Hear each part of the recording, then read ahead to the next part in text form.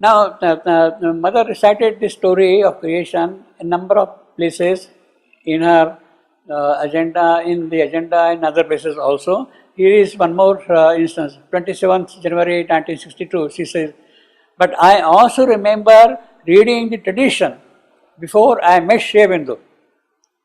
Obviously, it was like a novel, a serialized romance of the world's creation, but it was very evocative. Theon called it the tradition. That was where I first learned of the Universal Mother's first four emanations.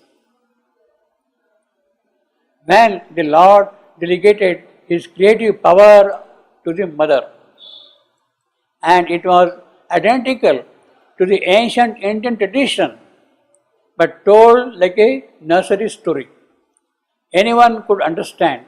It was an image like a movie and very vivid. Story is all right, it becomes very clear. Now she says, an ancient Indian tradition. The story of creation as narrated by Theon to the mother, she is relating with the Indian tradition, ancient Indian tradition.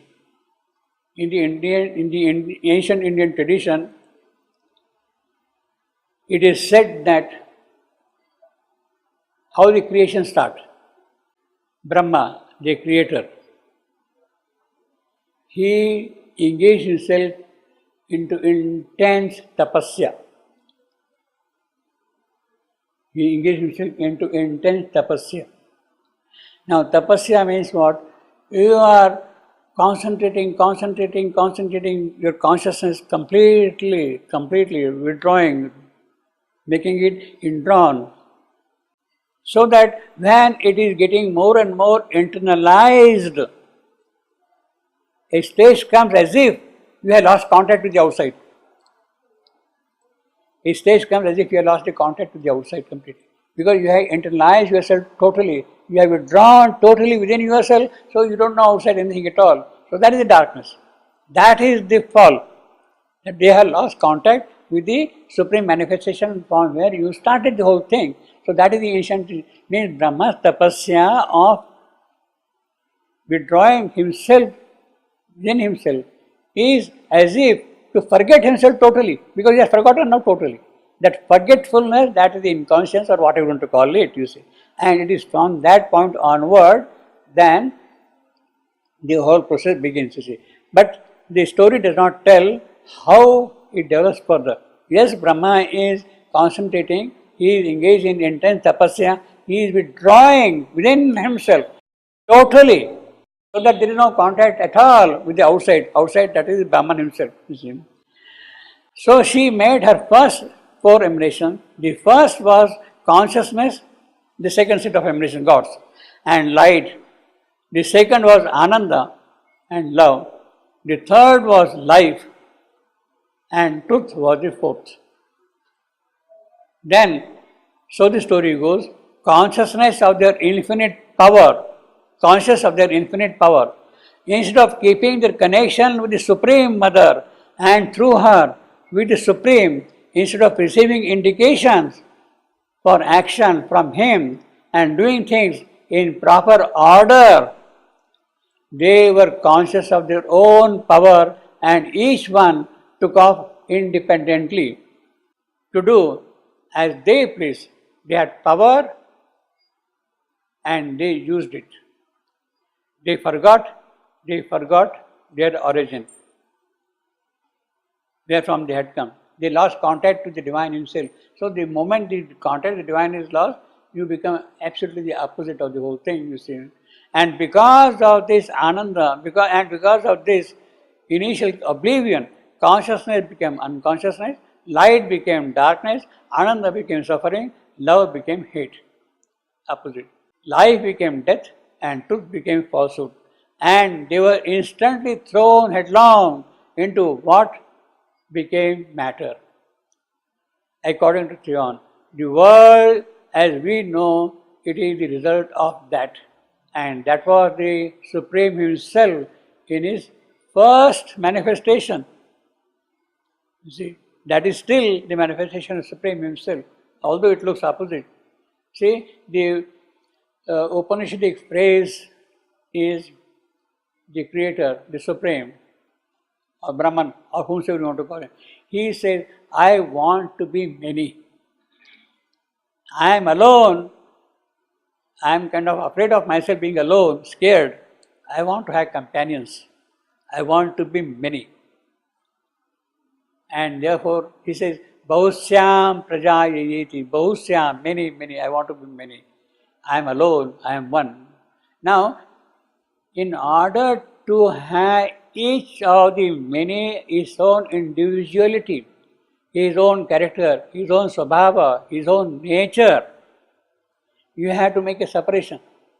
There is no point in having the same kind of uniformity everywhere. It is not like a mass production of a car, that you produce a particular car, Ford, and you got thousands of cars of the same size, but I want to have many types of cars. In order that I must separate, means I must become, if it happens within me itself, then there is no distinction between one and the other. All of them are identical. So in order that each one becomes separate, I must absent myself first and let each one come out first. So I became my opposite. I withdraw myself, and out of that withdrawal, then the many starts coming out. That is the first manifestation of that thing, you see. So there is a kind of a connection between that. But the story is easy to understand and quite evocative. On the surface, for intellectuals, it's very childish. Well, it's all right. The story of Paradise Lost, of Adam's fall, is also a childish story, but it is not really. But once you have the experience, you understand it very well. Once you have the experience, you understand it very well. I understood and felt the thing immediately. Now that is the real thing. In other words, she has experienced the whole process of withdrawing from the divine and turning into opposite. This is the greatness of the mother's sadhana.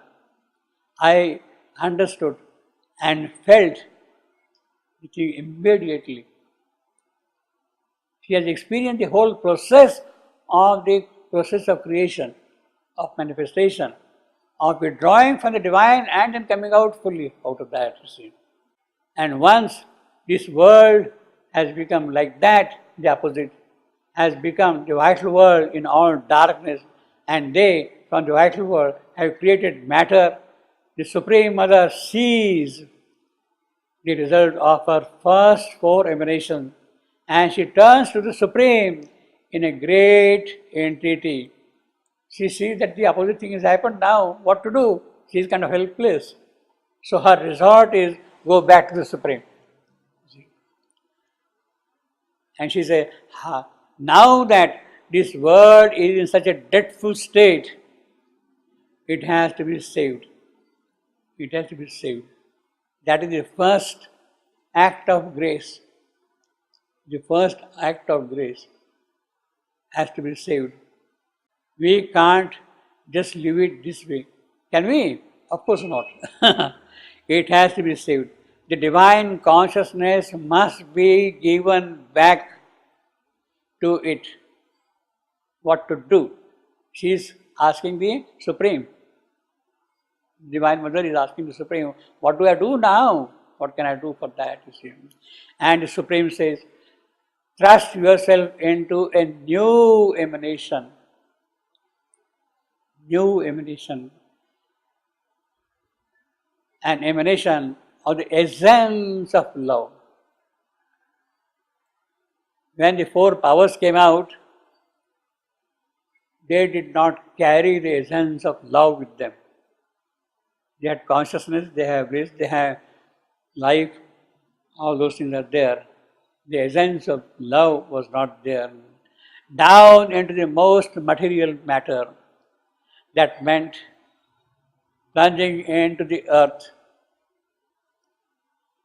plunge into matter. So she plunged into matter. And that became the primordial source of the divine within material substance. This essence of love became the primordial source of the divine in the material creation. It is the presence of the divine love now in matter, which is making things possible. She plunged into matter, and that became the primordial source of the divine within the material substance, and from there, as it is so well described in Savitri, she began to act as a leaven in matter, raising it up from within. From within it has come up. That is the process of Bahusyam, to be many, how it happens. So the separation is there, the contact is lost from the divine creation, from the creator. Then there is second plunge, and the second plunge is carrying the essence of love. Now, Mother in other places says that this second plunge, this presence of love in matter, that is the first avatar of the Supreme. He has plunged again now here. That is the first avatar of the Supreme. And with the first avatar, he is named Satyavan. In the story of Savitri, he is named Satyavan. So the presence of the divine love in matter is the act of grace of the Supreme Mother herself. And it is because of that he falls into the grip of matter, into the grip of death. Sri Aurobindo says, writes about Satyavan, that Satyavan in the story of Savitri is in a grip of death. He has accepted that because of love. So actually the second plunge is the first avatar of the Supreme in this creation, and that is the avatarhood of Satyavan himself. Now to bring him out of that grip is the work of the divine Shakti. That is how the story will develop. So that is the kind of a prolegomena of Savitri, you see. So she plunged into matter, and that became the primordial source of the divine within material substance, and from there she begins to act as a leaven in matter, raising it up from within. This is important, from within. It has to happen from within. That is the process of evolution. So the purpose of the plunge of the divine into matter is to carry forward the evolution. Evolution. And as she plunged into the earth, this is all happening here. But earth is a chosen place. Earth is a significant center of this creation. Earth is a chosen place. A second series of emanations was sent forth. Second series of emanations was sent forth. The gods. It was the hour before the gods away. The second series of emanations. To inhabit the intermediary zones between Sachidananda and the earth and these gods. Well, great care was taken to make them perfect. You see, because the earlier four gods, they were not perfect enough, you see, to make them perfect. So they wouldn't give any trouble. That is how Mother is narrating you to see. But they are a bit too perfect. Therefore they are useless. A bit too perfect. Aren't they? Yes, a bit too perfect. They never make mistakes. They always do exactly as they are told. In short, rather lacking an initiative. So that perfection, too much of perfection means they don't have the initiative to carry out certain things. You see. Now, lack of initiative, she now says, is because they don't have the psychic being in them. Lack of initiative means they don't have the psychic being in them.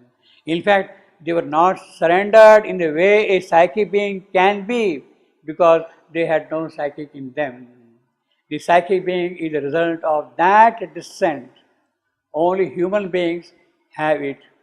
And that's what makes humanity so superior to the God. So we should congratulate ourselves, you see, that we are really superior to the gods. We have the psychic being within us. The divine spark is something which is most precious in us, which even the gods don't have that, you see. Theon insisted greatly on this throughout his story. humans are far superior to gods and should not obey them. Humans should not obey the gods, according to him. They should only be in contact with the Supreme in his aspect of perfect love. That is what the psychic does, the aspect of love. Well, it goes on, we'll skip that thing and move further. So basically what it means that the second set of emanation, second set of gods which came out, the second emanation, she says the most important thing is it is the plunge of the divine himself in matter. That is the avatarhood of the divine in matter. That is what is named as Satyavan in the story of Satyavan and Savitri, and it is from that things are going to move. So it is at that moment the gods were born, you see.